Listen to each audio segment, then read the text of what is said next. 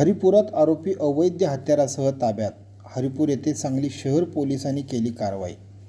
सांगली आणि कोल्हापूर जिल्ह्यातून 2 वर्षासाठी हद्दपार केलेला आरोपी बेकायदेशीर हरिपूर येथे अवैध हत्यार घेऊन वावरत असताना पोलिसांनी ताब्यात घेतले.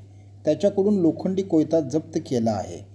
मोहम्मद जैद फारुक पखाली वय 24 राहणार पूजा प्लॉट एसटी स्टँड जवळ सांगली असे ताब्यात घेतलेल्या आरोपीचे नाव आहे. सांगली शहर पोलिसांनी ही कारवाई केली आहे.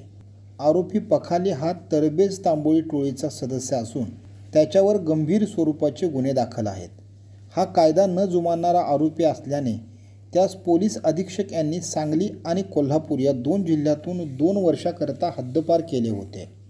तरी देखील हा आरोपी 27 जुलै रोजी रात्री 8:15 वाजता हरिपूर रोडवरील प्रिन्स देशी दारू दुकानाच्या बाहेर रोडवर बेकायदेशीररित्या लोखंडी कोयता घेऊन एखादा दखलपात्र अपराध करण्याच्या उद्देशाने वावरत असताना सांगली शहर पोलिसांना मिळून आला.